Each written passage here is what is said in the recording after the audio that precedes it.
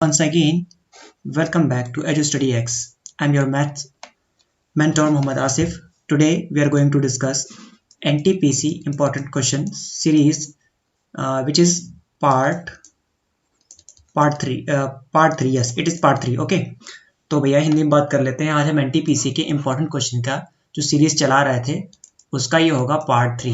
मैं पार्ट 1 आपको और 2 आपको ऑलरेडी दे चुका हूँ। जिन्होंने अभी तक ना देखा हो जाकर के प्लीज उसको देख लें। आपको जरूर आगे आने वाले जो आपके अगर आगे आने वाले शिफ्ट्स होंगे या जो फेज अभी आपके इनके बचे भी हैं, फेज 4 है, फेज 5 है, अगर वहां कहीं जाके आपका एग्जाम है तो बहुत बेनिफिशियल होने वाला है। ठीक है ना। हमने इसमें बहुत अच्छे अच्छे क्वेश्चन पिक किए हैं और वो क्वेश्चन क्या है बहुत जल्दी आपके सामने आ जाएंगे। तो पहले आप उन क्वेश्चन को खुद से अटेम्प्ट कीजिएगा। इस वीडियो को पॉज कीजिएगा, खुद से अटेम्प्ट कीजिएगा। अगर ना हो पाए तो आके यहाँ पे सॉल्यूशन देख लीजिएगा। टाइम बहुत कीमती है तो इसलिए टाइम को बचाएं। ठीक है, आते हैं पहले क्वेश्चन पे। क्वेश्चन क्या है पहला कि 2.84 घंटे को घंटा, मिनट और सेकंड में कैसे लिखेंगे। भैया इतना तो क्लियर है कि 2 घंटा है, बाकी ये 84 जो दिया है तो क्या हम अगर ये बोलें कि 60 मतलब आपके 60 मिनट 1 घंटे को रिप्रेजेंट करते हैं ना, तो 60 मिनट अगर होंगे तो वो 100 के बराबर होंगे। लेकिन यहाँ तो ये 0.84 है, मतलब ये 84।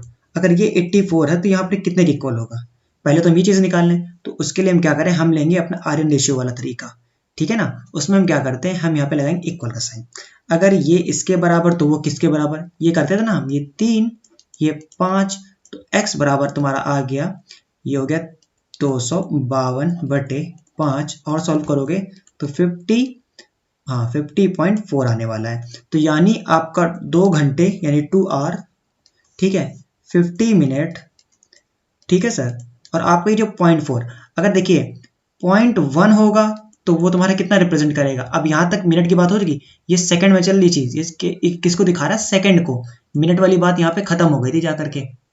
अगर आपका ये पूरा पूरा 1 होगा तो ये आपका ये 60 सेकंड को रिप्रेजेंट करता। ठीक है, लेकिन यहाँ पे तो 0.1 है। अगर 0.1 होता तो ये 6 सेकंड को रिप्रेजेंट करता, लेकिन यहाँ पर हमें एक्चुअल में कितना दिया है, 0.4, तो 0.4 आपका रिप्रेजेंट करेगा 24 सेकंड को।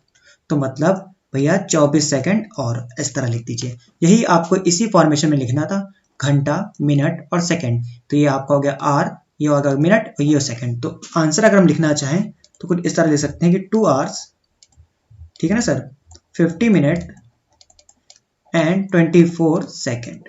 सहमत हो ना भैया हमारी बात से। ठीक है, आगे बढ़ते हैं। अगला क्वेश्चन क्या दिया है। अगला क्वेश्चन है कि 15 व्यक्ति 13 काम को 7 दिन में करता है। यदि 24 कार्य को 6 दिन में पूरा करना हो तो कितने व्यक्ति की आवश्यकता होगी। आपको हमने बताया था कि M1 D1 T1 upon W1, ये बताया था हमने आपको। इसके जो हमारा पार्ट 2 है उसमें हमने ये चीज डिस्कस करी थी, काफी अच्छे से थोरली डिस्कस किया था उसमें हमने। ठीक है, T2 और W2 इस तरह से हमने बताया था। तो यहाँ पे आपको M1 दिया है, ये आपका M1 हो गया, ये आपका W1 हो गया और ये आपका D1 हो गया। ठीक है, T1 यहाँ पे नहीं है, उसकी कोई जरूरत भी नहीं है। जरूरी नहीं हर बार आपको तीनों चीजें दी जाएं। ठीक है, इस बात को याद रखिएगा आप।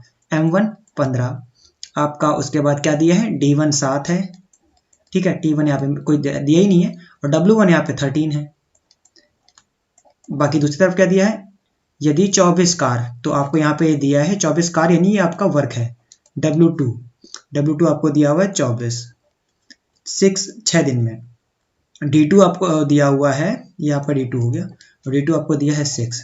आपसे पूछा क्या है, M2 आपको बताना है यहाँ से, ये इससे 4 टाइम। ठीक है भैया, और ये 4 टाइम, तो ये आपका जो M2 आएगा, इधर लिख लेते हैं कि M2 आएगा 15 इंटू 7 इंटू 4/13। देखिए यहाँ पे कुछ जो आपको फिगर्स दिए गए हैं इनमें कहीं ना कहीं प्रॉब्लम है। बाकी अगर ये क्वेश्चन आया तो इसको हम इस तरह से डील करेंगे और हमें हमारा आंसर मिल जाएगा। अगर वैल्यू यहाँ पे ठीक होती तो हो सकता है डिविजल होकर के कुछ एक हमें राउंड फिगर में आंसर मिल जाता, लेकिन अभी हमारा आंसर यही होने वाला है। ठीक है, उम्मीद करता हूँ आपको ये क्वेश्चन भी समझ में आया होगा। आज हम थोड़ा सा फास्ट करेंगे, वजह यह है कि मैं चाहता हूँ थोड़ा जल्दी जल्दी सेशन कंप्लीट हो, क्योंकि क्वेश्चंस मेरे पास बहुत ज्यादा हैं। ठीक है ना, तो हमारी टीम प्रॉपर वर्क कर रही है इस पे, क्वेश्चंस हो गए बहुत ज्यादा, तो मुझे थोड़ा जल्दी जल्दी करानी पड़ेगी। ठीक है ना। अगर अगला क्वेश्चन, एक व्यक्ति अपने घर से एक स्थान तक 20 किलोमीटर पर आवर की गति से गया और 5 किलोमीटर पर आवर की गति से वापस आया। इस दौरान उसे 5 घंटे का कुल समय लगा, तो दूरी ज्ञात करें। ठीक है भैया, आपको x बहुत पसंद है कि x मान के आप नहीं कराते हो, तो भैया पहले x मान के ही कराएंगे, क्योंकि हम आपको नाराज तो नहीं कर सकते। अगर आपको नाराज कर देंगे तो फिर हमारा क्या होगा सर, है ना। तो हम आपको नाराज तो कतई नहीं करना चाहेंगे, तो पहले हम इसको d मान के करते हैं, d या x मान के करते हैं। देखिए d होगी आपकी दूरी, लिख दे रहे हैं सब आज हम, है ना। ये दूरी को रिप्रेजेंट करेगा आपका। तो हमने मान लिया कि दूरी d है। उस दूरी को अगर हम जाएंगे 20 से 20 गया और 5 से वापस आया, तो इसके दौरान 5 घंटे का कुल समय लगा। ठीक है, बोला है जब 20 से गए प्लस उसी डिस्टेंस को 5 से गए, तो टोटल समय जो हमको लगा वो लगा 5 घंटे का। ठीक है ना, यही बात तो बता रहे जरा। अब हमको यहाँ से निकालना है डी, तो थोड़ी सी जगह बना लें अपने लिए हम। तो अगर हम यहाँ पे एलसीएम ले लें इसका 20, तो ये आपका डी रहेगा, कोई दिक्कत नहीं होगी। लेकिन इसका जब एलसीएम 5 4 यानी कि 4d, ठीक है, ये इक्वल टू 5, तो आ गया 5d/20 इज इक्वल टू 5। 5 से 5 ये गया, तो d यानी डिस्टेंस जो है वो आपका आ गया 20। और शायद यही आपसे पूछा गया था कि भैया दूरी बताओ कितनी है, तो दूरी हमारी आ गई 20, ठीक है ना, 20 किलोमीटर। ये तो हो गया एक नॉर्मल तरीका। ठीक है, इसे तो हर कोई जानता ही होगा, जो भी थोड़ा बहुत पढ़ा होगा, तो भैया ये x और d ये सब मान के सॉल्व करना तो जानता ही होगा। मैं आपको देता हूँ दूसरी अप्रोच, ठीक है ना। उसमें क्या करते हैं, मैं पहले लिख दे रहा हूँ, ये S1 होता है, S1 जो कि यहाँ दिया हुआ 20 किलोमीटर पर आवर। S2 दिया है आपको 5 किलोमीटर पर आवर। आपको टोटल टाइम दिया है, क्या दिया है, टोटल टाइम देखिए दिया है ना, 5 घंटे का कुल समय, टोटल टाइम दिया है 5 आवर्स। ठीक है, तो हमको अगर डिस्टेंस चाहिए, यहाँ पर डिस्टेंस, ठीक है, अगर इसने बोल दिया डिस्टेंस बताओ, अगर डिस्टेंस की बात करी इन्होंने हमसे, देखिए एक चीज और हो सकती है, मैं आपको एक चीज और बता दूं, तो दूरी ज्ञात करें, तो सिर्फ अगर बोलता कुल दूरी, क्योंकि एक बार तो क्या हुआ, अपने घर से तन गया और वापस आया, कुल दूरी अगर ये बोल देता है यहाँ पर, तो आपका आंसर डिफर कर जाता, 20 ना होकर के फिर आंसर हो जाता आपका 20, क्योंकि 20 गया और 20 आया, तो फिर आंसर हो जाता 40। अब देखना आपको ये है कि उसने क्या बोला, सिर्फ दूरी ज्ञात करें, तो दूरी अगर सिर्फ जाने की पूछी थी तो सिर्फ 20 होगा, अगर कुल बोल देता वहां पे तो फिर आंसर 40 हो जाता है। इतना समझ लीजिएगा आप। डिस्टेंस अगर हमसे पूछी जाएगी, तो डिस्टेंस के लिए सीधे सीधे फॉर्मूला होता है S1 into S2 S1 plus S2 into total time, ये होता है फॉर्मूला। इसमें आप वैल्यू रखेंगे, आपको खट से आंसर मिल जाएगा। कैसे, S1 जैसे कि 20 दिया था, S2 आपको दिया था 5, और S1 प्लस S2 ये, और टोटल टाइम आपको दिया हुआ था 5। देखिए क्या यहाँ से बात बन रही थी, 20 पंचे 100, 20 5 25 गुणे 5, इससे ये 5 यानी कि 20। जी हाँ, आंसर मिला आपको 20। तो यहाँ से भी आप आंसर निकाल सकते हैं। ये चीज़ें बहुत ही जल्दी हो जाती हैं अगर आपकी इस पे कमांड अच्छी है ना, तो आप इसको बहुत ही जल्दी बना सकेंगे। मेरे हिसाब से 40 सेकंड से क्वेश्चन से ज़्यादा टाइम नहीं लेगा, 40 सेकंड से ज़्यादा नहीं लेगा। ठीक है सर, आगे चलते हैं। अगला क्वेश्चन क्या है, cot 3x into cot 6x plus 1। जब भी ये चीज़ हो, पहले नॉर्मल वे से करते हैं, cot 3 थीटा मल्टीप्लाई, इसको आप क्या ये लिख सकते हैं 1 अपॉन, इसको इक्वल कर लीजिए, फिर इक्वल टू लगाइए इसके लिए, रुकिए वरना आप कंफ्यूज हो जाएंगे। अभी इसको इरेज कर लेते हैं हम। हाँ, इक्वल टू लगाइए, इसको मैं पहले इधर ले चला गया, cot 6 थीटा। इतना तो आप जानते हैं, अगर 1 अपॉन cot थीटा है तो वो tan थीटा के इक्वल होगा। ठीक है, तो cot 3 theta is equal to tan 6 theta. एक बात आप और जानते हैं क्या, cot theta is equal to tan 90 minus theta, ये भी आप जानते होंगे। ये दोनों ही बातें आपको पता होंगी। तो अब हम वही चीज़ यहाँ करेंगे, cot 3 थीटा, अब लिखेंगे cot 90 माइनस 6 थीटा, तो cot हट जाएंगे, cot सिर्फ 3 थीटा 90 माइनस 6 थीटा। इसी को जब आप और सॉल्व करेंगे तो ये आपका आ गया 9 theta is equal to 90 degree और theta is equal to 10 degree. ठीक है, और आपसे पूछा गया था 10 15 डिग्री, आपसे पूछा यह गया है कि भैया 10 15 थीटा की वैल्यू बताओ, यानी कि 10 15 इंटू 10 इट मीन्स 10 150 की वैल्यू बताओ। 10 150 की वैल्यू, देखिए क्वाड्रेंट की बात कर लेते हैं, यहाँ होता है ऑल पॉजिटिव, यहाँ होता है साइन, ठीक है, और कॉसेक पॉजिटिव। इस वाले में क्या होता है आपका टेन और कॉट, ये पॉजिटिव, यहाँ होता है सेक और आपका कॉस, ये पॉजिटिव होते हैं, ठीक है सर, इस चीज को ध्यान रखिएगा आप। तो अब हम क्वाड्रेंट कौन सा आया 90, ये रहा, अगर यहाँ पे आए हैं तो इस क्वाड्रेंट में लाई करेगा, यानी कि यहाँ साइन कॉस होता है पॉजिटिव, बाकी नेगेटिव। तो इसको आप क्या लिखेंगे, इसको आप लिख सकते हैं ना, मैं आपको एक चीज और बता दूं, जैसे कि 30, 60, 90, 120 और 150, इस तरह से चलती ना। तो 10 की अगर हम बात कर लें, 10 की हम बात कर लें, ठीक है ना, 10 30 में 1/√3, 60 में √3, ये इनफाइनाइट। अब ये वैल्यू यहाँ से यहाँ ट्रांसफॉर्म होने लगती है, लेकिन यहाँ पे साइन माइनस का हो रहा है क्योंकि क्वाड्रेंट कर गया है क्रॉस, और ये वाला माइनस का 1/√3, क्योंकि ये इसके पास कॉरस्पॉन्ड करेगी जाके, ठीक है ना। समझ रहे हो हमारी बात भैया, समझ में आया होगा कि कैसे रिलेट करना है चीज़ों को, हमें कुछ दिमाग में जोर नहीं डालना, सिर्फ चीज़ों को रिलेट करना है। तो ये आ जाएगा माइनस का 1/√3, ये हो जाएगा हमारा आंसर, ठीक है ना सर। बाकी आप इसको ब्रेक करके कर सकते थे, आप ब्रेक करते इसको 10, 90 + 60 इस तरह से ब्रेक करते, फिर माइनस लगाते, फिर आप कॉट निकालते। उससे बेहतर ये कि आप इसको रिलेट करके चीज़ों को याद करना सीखें, तो आपके लिए ज़्यादा बेनिफिशियल होगा। बाकी एक चीज़ और बता दूं, यहाँ पे याद आ गया मुझे कि जब भी ऐसा फॉर्मेशन हो कि कॉट यहाँ भी और 1 के इक्वल हो, तो सीधे इन दोनों का कर देते हैं सम, इसका सम सीधे लिखिए आप 9 थीटा, और सीधे इसको करा दीजिए इक्वेट, किससे 90 के बराबर होते हैं हमेशा, ये याद रखिए। अगर ये कॉट सेम है, जैसे कॉट है 10 है, तो इनका कीजिए सम और उसको 90 के इक्वल करा दीजिए, इससे इक्वेट करा दीजिए। आप इक्वेट कराएंगे आपको तुरंत वहां से थीटा की वैल्यू मिल जाएगी, ठीक है, इस बात को याद रखिएगा। आगे चलते हैं, अगला क्वेश्चन क्या कह रहा है हमसे, कह रहा है 10 व्यक्ति किसी कार्य को 8 दिन में कर सकते हैं, 6 दिन काम करने के बाद 5 नए लोग आ जाते हैं, तो शेष काम कितने दिनों में पूरा होगा। तो 10 व्यक्ति किसी काम को 8 दिन में कर सकते हैं, टोटल काम हो गया। बोला है 6 दिन काम करने के बाद, तो 6 दिन जो काम करने के बाद ऐसा बोला, तो 6 दिन हमारे 10 व्यक्तियों ने काम किया होगा। तो क्या इसमें से अगर हम 10 × 6 घटा दें, तो अब तो सिर्फ बचे का काम रह जाएगा, जितना काम बचेगा तो इतना निकालो पहले, ये 80, ये 60, तो 20 आया, यानी कि 20 काम अभी बाकी है, 20 काम बाकी है।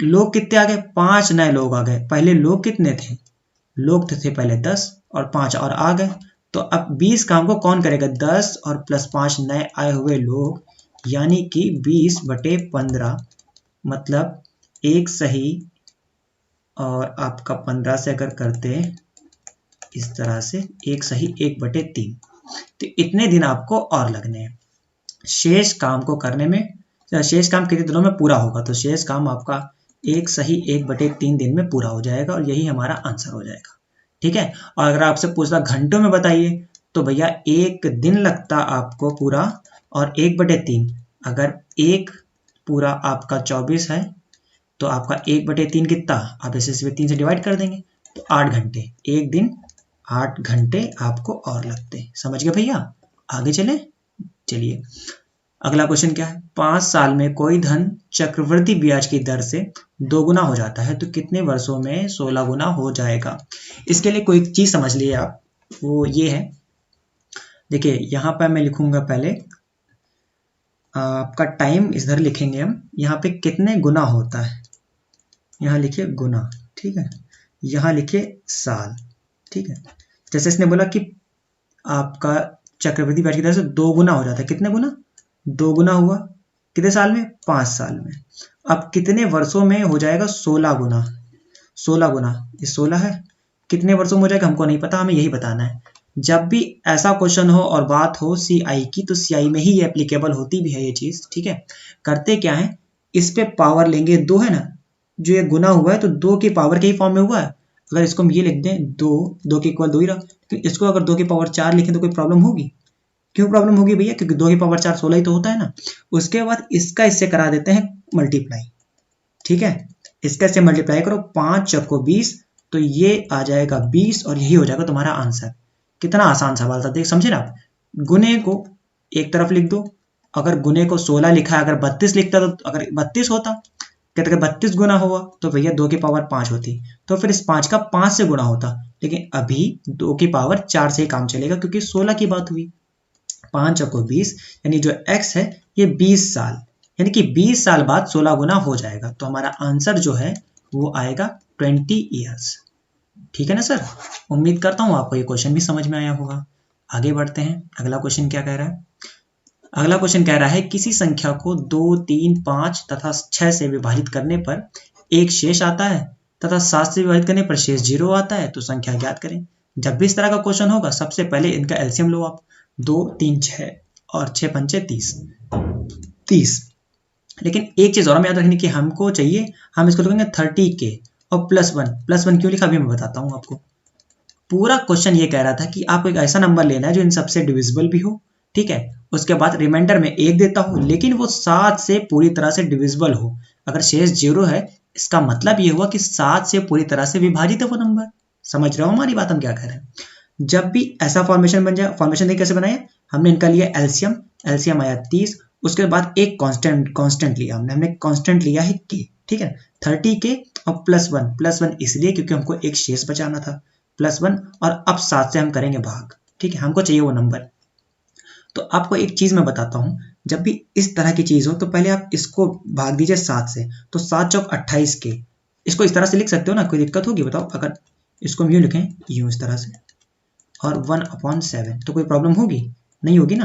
तो वही चीज हमें करनी है यहाँ पे। इसको हम चाहते हैं 7 चौको 28, तो 28 बार तो इसको 7 चौको यानी कि 28 तक तो जाएगा, 2k बच जाएगा, तो 2k और +1 अपॉन अगर 7 लिखे तो कोई प्रॉब्लम होगी यहाँ से?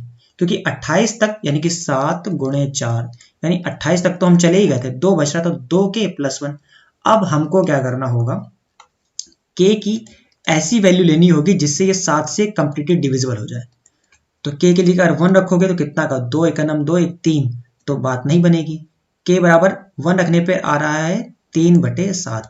अच्छा k बराबर 2 रखो, k बराबर 2 दूनी 4 1 5 तो आएगा, 2 रखने पे आएगा 5/7। अच्छा k बराबर 3 रखो, 2 3 6 1 7, बात बन गई अब, ठीक है ना, 2 3 6 7/7। तो यहाँ पे पूरा डिविजिबल हो जाएगा k बराबर 3 पर। इसको हम कर लेते हैं हाईलाइट। अगर हमने k बराबर 3 रखा है तो वो हमारा सेटिस्फाई कर गया है और यही हमको चाहिए था। तो क्या मिला, हम समझ गए कि हमें k बराबर 3 रखना है। अब ये कहाँ रखोगे, ये तुमको रखना पड़ेगा इस वैल्यू में जो रियल वैल्यू थी, क्योंकि हमको बताना है ओवरऑल में।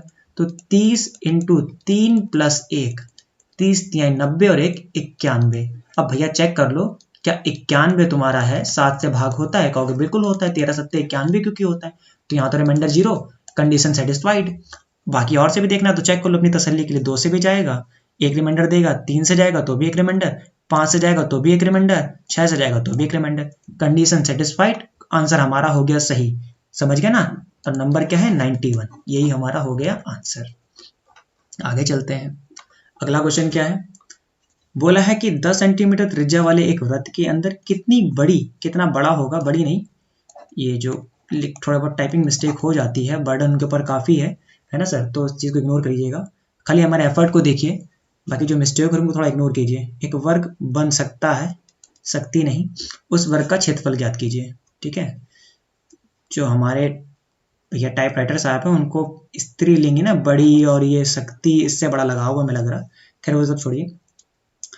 10 सेंटीमीटर त्रिज्या वाले एक वृत्त के अंदर, ये एक वृत्त है, ठीक है, 10 सेंटीमीटर त्रिज्या वाले वृत्त के अंदर कितना बड़ा वर्ग बनाया जा सकता है? तो हमने कहा ये एक वर्ग बनाएंगे हम बड़ा से बड़ा, तो छोटा वर्ग हो गया, मजाक हो गया भाई, ये तो बड़ा सा बड़ा वर्ग बनाना है हमको। हाँ कि सही लगेगा, हमें लग रहा है वर्ग हमारा, देखिए थोड़ा सा समझ लीजिएगा, इस तरह से बात हो रही है, वर्ग बनाना है बड़े से बड़ा। तो इसमें ये इसका क्या होगा, इस वृत्त का व्यास होगा ना व्यास, त्रिज्या अगर 10 है तो टोटल तो 20 हो जाएगा, ठीक है। तो हमको पहले डायगोनल मिल गई, तो ये हमारा वर्ग अगर है, ये चीज अगर हमारा वर्ग है तो वर्ग का विकर्ण मिल गया। विकर्ण क्या होता है, √2a, यही तो होता है विकर्ण, और ये है 20 के बराबर। तो आपको यहाँ से a क्या मिलेगा, a मिलेगा आपको, a आपको मिल जाएगा 10√2, सही है ना हमारी बात, a हमको ये मिल गया। अब वर्ग का क्षेत्रफल पूछा गया है। वर्ग का क्षेत्रफल क्या होता है भैया, तो बच्चे को भी याद होता है, जो आप 6 7 में उनको पता होता है कि a² होता है, तो 10√2 का होल स्क्वायर, यानी कि 10 100 और ये 200, ये हो गया हमारा उत्तर इस सवाल का, ठीक है ना सर। हमने क्या किया फिर से एक बार बताते हैं, ये हमने डायगोनल ले ली क्योंकि हमको रेडियस दी हुई थी 10, तो जो हमारा डायमीटर है वो आएगा 20, और जो डायमीटर है वही हमारा यहाँ पे डायगोनल होगा, तो डायगोनल भी हमारा आ गया 20। डायगोनल के लिए फॉर्मूला होता है √2a is equal to diagonal, diagonal थी 20, तो यहाँ से हमारा a आया कितना 10√2। अगर a मिल गया तो हमने एरिया निकाल दिया फॉर्मूला लगा के। ठीक है सर, समझ में आया? आगे चलते हैं। अगला क्वेश्चन बहुत इजी क्वेश्चन है। 9346x3 9 से विभाजित तो x का मान कितना? सबसे इजी अगर किसी की डिविजिबिलिटी है तो वो है 9। 9 की डिविजिबिलिटी बोलती है कि भैया डिजिट सम जो है ना 9 हो या उसका कोई अन्य गुणज हो, ठीक है ना सर? मल्टीपल इट मीन्स गुणज हो। समझ में आई मैं बात? तो 3 को ऐसे हटाओ, इस 3 को लो, इस 6 को लो, इसको हटाओ, इसको हटाओ, हटाते चले जाओ ऐसे ऐसे। ठीक है, 4 3 7। अगर 2 और रख दें यहाँ पर तो हमारी बात बन जाएगी। तो हम क्या करना है, x को हम रख देंगे 2, तो x की वैल्यू 2। बहुत ईजी हो गया, ठीक है ना?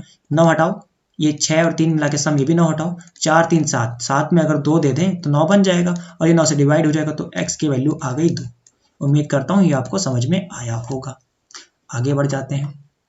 नेक्स्ट क्वेश्चन क्या बोला कि सम बहुभुज यानी एक पॉलीगन का अंतः और बाह्य कोण यानी इंटरनल और एक्सटर्नल एंगल का जो रेशियो है वो आपको ये दिया हुआ है। तो आपको इस पॉलीगन की साइड्स बतानी, यानी इस सम बहुभुज की भुजाओं की संख्या बतानी है। ठीक है सर? देखिए मैं आपको कुछ चीजें बता दूं। जब आपका होता है अंतः, ठीक है, पॉलीगन अंतः बहुभुज का प्रत्येक कोण, अंतः बहुभुज का प्रत्येक कोण, अगर प्रत्येक कोण निकालना है तो फॉर्मूला हम यूज करते हैं। फॉर्मूला होता है आपका n-2 इंटू 180 अपॉन n। ठीक है, ये होता है एंगल निकालने के लिए, एक कोण निकालने के लिए। ठीक है ना? ये n है आपकी भुजाओं की संख्या, ये होता है अंतः के लिए। अगर बाह्य की बात करें तो बाह्य वाले के लिए होता है आपका 360 अपॉन n। इस बात से सहमत हो हमारी? इस चीज को नोट कर लो, तुम्हारे बहुत काम आने वाली है आगे। कोई भी एग्जाम होगा इस पे क्वेश्चंस आते ही रहते हैं अक्सर, इस चीज को कर लो नोट। अगर इंटरनल है तो तुम्हारा ये लगता है, और अगर बात एक्सटर्नल की हुई तो ये लगता है। अगर इतना समझ में आ गया भैया तो आगे बढ़ो। उससे पहले इसको हम करेंगे इरेज, क्योंकि हमें करना है क्वेश्चन सॉल्व, और मैं चाहता ये मैं यूं हूं कि क्वेश्चन रहे आपकी नजर के सामने, ताकि आपको ज्यादा अच्छे से समझ में आए। ठीक है सर? ठीक है भैया, सॉल्व करते हैं। हमें जैसे आपको बता दिया कि अंतः के लिए हम लिखेंगे n माइनस आपका 2 इंटू 180 अपॉन n, और प्रश्नानुसार 360 अपॉन n, यही आपको दिया है पहले अंतः फिर बाह्य, तो ये दिया है 4:1। इस n से इस n को उड़ाओ, इस 180 से 360 को उड़ाओ तो 2 बार, यानी कि अगर हम आगे लिखें तो n-2/2 इज इक्वल टू 4/1। और सरल भाषा में बात करें तो n बराबर, ये 4 दूनी 8, ये 2 जाके उधर, भैया अच्छे से लिख दें क्या? ठीक है भाई, बुरा मत मानना, बट 8 कर लो और स्टेप बढ़ा लो, अगर पसंद है तो मैं स्टेप बढ़ाना। ठीक है, तो n बराबर आ गया 10, यानी कि भुजा तो तुम्हारी आ गई 10। ठीक है ना? और यही तुमसे पूछ रहा था उसने कि भैया भुजाओं की संख्या बताओ कितनी है, तो भुजा की संख्या आपकी आ गई भाई साहब 10। ठीक है, आपको एक तरीका और बता दूं मैं, एक चीज, कभी भी जब आपका इंटरनल, ठीक है, इंटरनल प्लस एक्सटर्नल, यानी कि अभी हिंदी में बोल रहा हूं, इंटरनल यानी अंतः और बाह्य कोण का जो सम होता है 180। ठीक है, इंटरनल बोला था इसने 4 रेशियो में तो 4x ले लो, एक्सटर्नल 1 रेशियो में तो x ले लो, तो ये 180 हो जाता। सम करते तो 5x बराबर 180 आ जाता, कहते हैं हाँ आ जाता, तो x बराबर 36 आ जाता। यहाँ तक 36, सिर्फ खाली 36। ठीक है, एक सेकंड, हाँ, x बराबर 36 आता आपका। तो हमने आपको क्या बताया, एक चीज बताया ना कि जब एक्सटर्नल हो और प्रत्येक कोण निकालना हो, तो प्रत्येक कोण अगर 36 है तो 360/36 करोगे तो तुमको क्या साइड की संख्या नहीं मिल जाएगी? यहां से भी तो 10 आ रहा था, तो उसके लिए तुम्हें सिर्फ इतना ही करना पड़ता, तुम इतने में जाते और तुम आंसर निकाल ले जाते। खैर, बाकी हमने आपको जनरल तरीके से भी बता दिया कि जनरली अप्रोच क्या होनी चाहिए, और अगर थोड़ा एडवांस वर्क करना है या स्मार्ट वे में वर्क करना है तो आप इस चीज को फॉलो कर सकते हो। ठीक है, आगे मूव करते हैं। नेक्स्ट क्वेश्चन, ये बहुत पुराना क्वेश्चन है और बहुत सारे एग्जाम्स में दिखा है। cos x + 1 upon cos x is equal to 2। साफ समझ में आ रहा है कि ये 1 है, ये एक है तभी ये चीज़ हुई है। बस कुछ नहीं करना, ये एक होगा और ये भी एक होगा तो इसका आंसर 2। ये आंसर तो आपको रटा हुआ होगा, ठीक है, रट्टा लगा लो, रट्टा लगाओ, ठीक है, इस बात को याद रखना। आगे चलते हैं। ये क्वेश्चन थोड़ा अच्छा है, समझिएगा। एक धन का 2/3, इस चीज को ध्यान रखना। एक 2/3 भाग 6% पर, और आपका 1/5 भाग 10% पर, और शेष जो बचेगा आपका वो 15% की दर पर दिया गया होगा। यदि 3 साल बाद 600 रुपए हैं तो धन है। अगर इंटरेस्ट के बिहाफ पे दिया होगा तो ये सिर्फ इंटरेस्ट होगा कि ये आपका सिर्फ ब्याज है। और अगर ये मूलधन दिया होगा, लैंग्वेज में थोड़ी प्रॉब्लम है यहाँ पर, ठीक है। अगर ये ब्याज है तो सिर्फ ब्याज के इक्वेट कराएंगे। अगर आपका ये कुल अगर मिश्र धन हो गया तो फिर चीज थोड़ी सी बदल जाएगी। अब डिपेंड करता है कि क्वेश्चन में सही में दिया क्या था। बाकी अप्रोच क्या होनी चाहिए वो अभी डिस्कस कर लेते हैं। देखिए, अप्रोच हमारी ये होनी चाहिए कि हमें जब भी देखा कि 2/3 और 1/5, तो सबसे पहले जो इनका होता है हर, इसका लो आप एलसीएम, जो कि क्या दिया हुआ है, इरेज कर दूं मैं इसको ताकि क्लियरली आपको दिखाई दे, ठीक है। अगर 2/3 है, 3 और 5 का एलसीएम लोगे तो आ जाएगा एलसीएम 15। इस बात से सहमत हो? एलसीएम 15। तो जब 15 का 2/3 निकालोगे तो कितना आएगा? 10 आएगा। ये 10 हो गया। और जब तुम 15 का 1/5 निकालोगे तो ये 3 आएगा। ये तभी ठीक।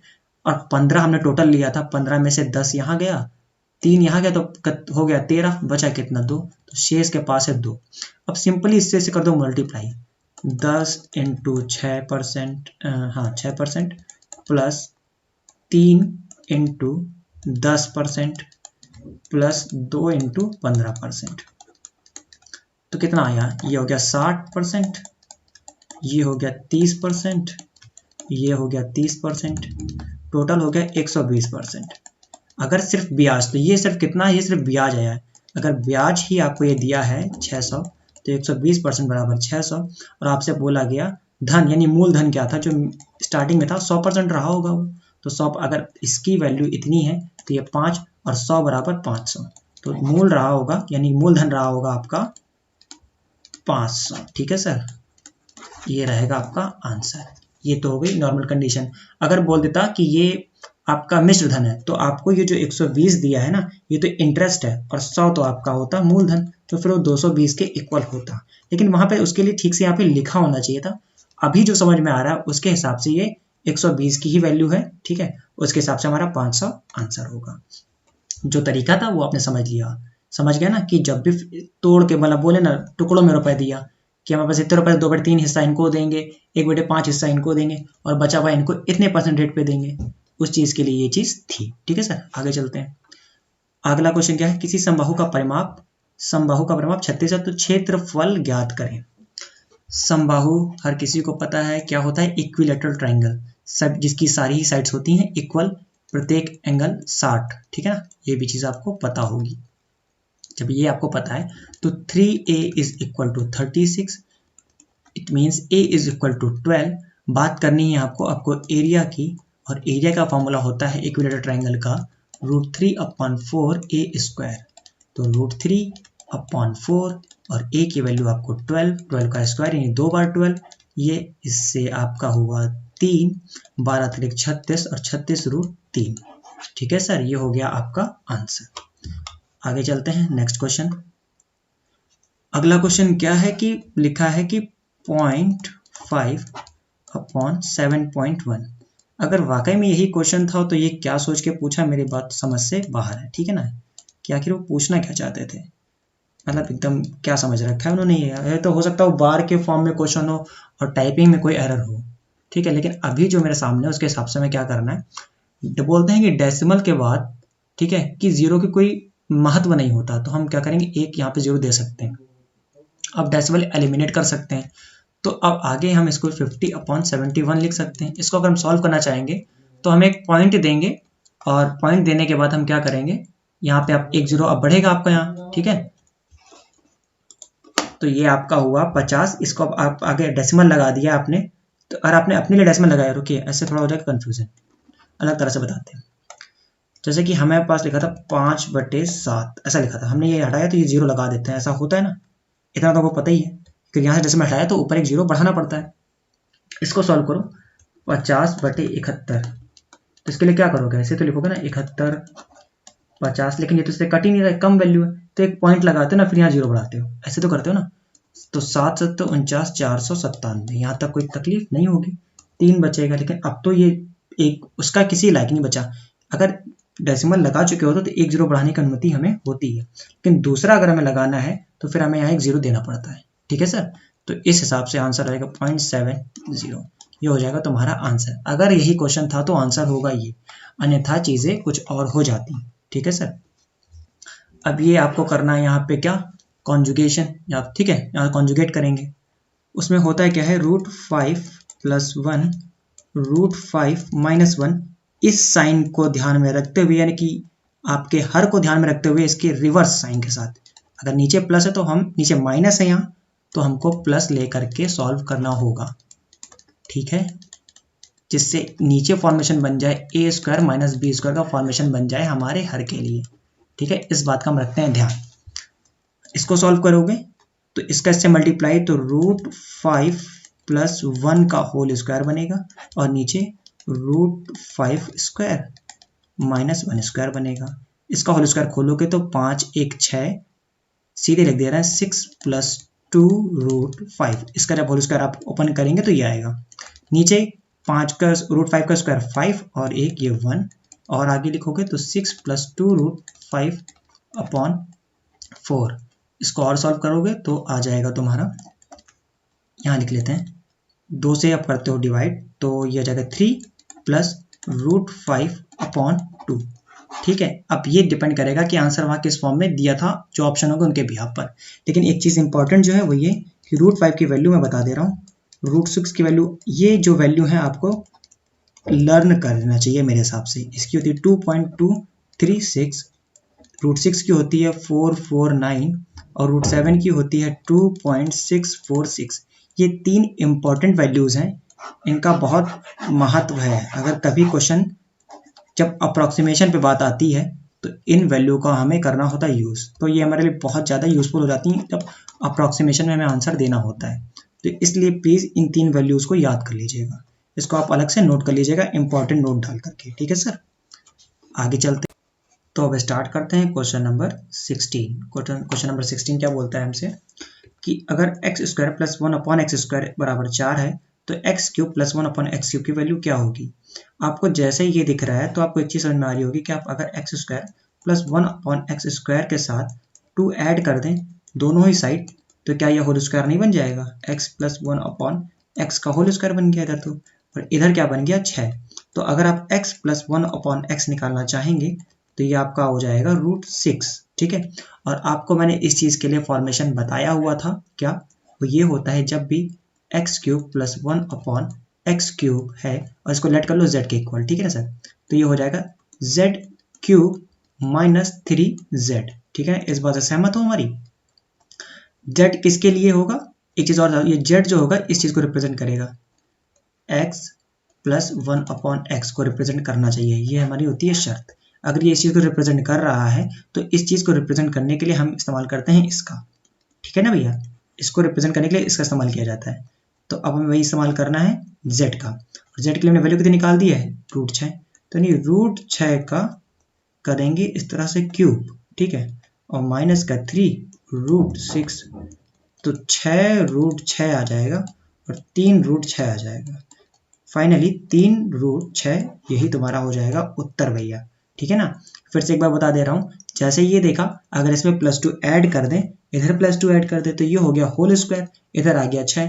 अब सिर्फ x + 1/x तो इधर आ जाएगा √6।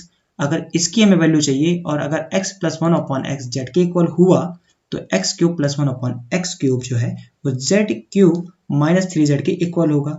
जो z है वो यहाँ पर रिप्रेजेंट कर रहा है इसको। ठीक है ना, यही चीज़ तो यहाँ पे लिखी हुई है, तो ये z मिल गया, यही आपने वैल्यू रखी, आपको आंसर मिल गया। आगे चलते हैं, अगला क्वेश्चन क्या है कि -5/8 में क्या जोड़ें, क्या जोड़ो के लिए x जोड़ो, तो 5/9 हो जाए और इसी x को निकाल लो, 5/9 प्लस का 5/8, क्योंकि ये माइनस था, इधर जाएगा तो हो जाएगा प्लस में। निकाल दो इस चीज को, 8 9 72 एलसीएम, 8 9 से 8, 8 5 40, 8 से 9, 9 5 45, ये आपका हो गया 85, ये हो गया आपका 72। ठीक है, यही हो गया आपका आंसर। यानी आपको 85/72 जोड़ना होगा, तब आपको प्राप्त हो जाएगा ये। ठीक है ना, ये चीज। आगे पढ़ते हैं, आगे क्या बोला गया है। जब एक संख्या को 56 से भाग दिया जाए तो शेषफल 29 आता है। यदि उसी संख्या को 8 से भाग दिया जाए तो शेषफल क्या आएगा। इस तरह का क्वेश्चन जब भी आए तो हमें ये देखना होता है कि ये जो नंबर है, ठीक है, शेषफल जो शेष आए या शेषफल है उसको छोड़ के जो अगला नंबर इससे हम भाग दे रहे हैं, अगर ये इससे डिविजिबल है, ठीक है, तो सीधे हमें इसको इससे देना होता है भाग। ठीक है, देखना ये इससे अगर डिविजिबल है तो सीधे पहले देखिए दो चीज चेक करनी। जैसे ऐसा दियो, आप इस 8 से चेक कीजिए डिविजिबल है, हाँ डिविजिबल तो है, तो आप सीधे इसमें इसका दे दो भाग, यानी कि 29/8 कर दो। 8 त्रिक 24 तो होता है, यानी कि 5 बच जाएगा, तो 5 यही तुम्हारा आ जाएगा रिमाइंडर या शेषफल। ठीक है, जो मैंने बोला उम्मीद करता हूँ मुझे समझ में आई होगी। क्या करना है, क्वेश्चन पढ़ा, एक संख्या थी 56, 56 से भाग दिया जाए, 29 शेषफल आए, और वही नंबर अगर इससे डिविजिबल भी है तो सीधे सीधे आप क्या करो, इसी का आप शेष जो है तो उसमें दे दो भाग, और जो रिमाइंडर आएगा वो तुम्हें यहाँ से प्राप्त हो जाएगा। अगर ये इससे डिविजिबल नहीं होता इन केस, तो फिर आंसर आपका आता ही नहीं है, और ऐसा क्वेश्चन नॉर्मली बनता ही नहीं है एग्जाम में हमारे। ठीक है ना, क्योंकि फिर बहुत सारी चीज़ें चेंज होती हैं, इस वजह से ऐसा नहीं दिया जाता एग्जाम में। इसके पीछे काफ़ी मतलब डीप वाला कॉन्सेप्ट है, उसमें यहाँ अभी समझाना शायद जरूरत नहीं उसकी, और एग्जाम में भी ऐसा आता ही नहीं है, और खासकर एनटीपीसी की बात हो रही है अभी तो। ठीक है, जब एसएससी वाले इस चीज़ से दूर रहते हैं तो अभी एनटीपीसी की बात हो रही है यहाँ पर। ठीक है, एक छात्र को किसी परीक्षा में उत्तीर्ण होने के लिए 40% अंकों की जरूरत थी। ठीक है, और वह 40 अंक प्राप्त करता है और 40 अंकों से फेल हो गया। परीक्षा कितने अंकों की थी, समझ रहे हो क्या। 40 नंबर लाया, ठीक है, और 40 से फेल हो गया। ये लाया और फेल कितने से हुआ, फेल हो गया वो 40 से। इतने लाया था, इतने से फेल हो गया, तो अगर इतने और ले आता तो पास तो हो जाता, यानी 80 अगर नंबर लाता तो वो पास हो जाता। 80 नंबर लाने पे पास हो जाता, लेकिन वो तो पास हो नहीं पाया क्योंकि वो 40 ही ला पाया था। 40 और लाता यानी 80 लाता तो पास हो जाता, और वही 80 को इन्होंने बोला है कि वो 40% के बराबर है। बोला ना कि किसी परीक्षा में उत्तीर्ण होने के लिए 40% अंकों की जरूरत थी, तो ये आपका 40% के बराबर है। जब 40% की वैल्यू 80 है तो तुम्हारे 100% की वैल्यू कितनी होगी, देख के नहीं बता पाओगे। ये 40% 80 है तो 100% 200 हो जाएगा। सीधे कहोगे ये लो आंसर, हटाओ क्यों टाइम वेस्ट कर रहे हो हमारा, तो 200 हो जाएगा हमारा आंसर। ठीक है सर, आगे चलते हैं। अगला क्वेश्चन है, वो छोटी से छोटी संख्या बताइए जिसे 8, 16, 24, 72 से पूर्णतः विभाजित हो जाती है। तो हमें वो छोटा से छोटा नंबर चाहिए जो 8 से भी डिविजिबल हो, 16 से भी हो, 24 से भी हो, 72 से भी हो। तो हमें क्या इनका एलसीएम नहीं ले लेना चाहिए, 8 का, 16 का, 24 का और 72 का। इन सब का एलसीएम कितना होगा, एलसीएम होगा ये 72, इनसे सभी इंक्लूड हो गए, और 72 भी वो छोटे छोटे बताए जिसे 72 से पूर्णतः विभाजित हो जाती है, 72 से पूर्णतः विभाजित हो जाती है, तो 72, हाँ ठीक है, तो आप 144 लीजिए, वही आपका आंसर हो जाएगा। बाकी आप एलसीएम चाहते, नॉर्मली आपको एलसीएम निकालना है वो निकाल लीजिए, क्योंकि अगर 72 तुम सिर्फ ले लेते तो तुम फिर 16 से डिस्को मतलब तुम्हारा डिविजिबल होते ही नहीं, इसलिए हमें 72 के नेक्स्ट मल्टीपल पे जाना पड़ा, जहां पर 144 है, तो 144 जो है 16 से भी डिवाइड हो जाएगा, इसलिए हमारा आंसर आएगा 144। बाकी नॉर्मल जो ट्रेडिशनल वे होता है एलसीएम निकालने का, आप उससे भी निकाल सकते हो। ठीक है, तो भैया इस सीरीज में इतना ही क्वेश्चन था यार। सीरीज के इस पार्ट में सिर्फ इतने ही क्वेश्चन थे हमारे पास। तो इस तरह हमने अपना कौन सा पार्ट कवर कर लिया है, ये हमारा हो गया पार्ट 3। अब पार्ट 3 तो हो चुका है, जल्द ही आएगा पार्ट 4। उससे पहले अगर आपने पार्ट 1, 2 नहीं देखा है तो जाकर उससे पहले देखें। उन क्वेश्चन को आपको पीडीएफ भी दे रहे हैं हम साथ में, पीडीएफ खुद से सॉल्व कीजिए, और इसकी भी पीडीएफ हम साथ में अपलोड करा देंगे। ठीक है ना, पार्ट 3 की भी पीडीएफ आपको जल्द ही मिल जाएगी, पार्ट 4 की भी पीडीएफ आपको मिल जाएगी। Stay tuned with us. Session is dismissed. Have a nice day. Bye.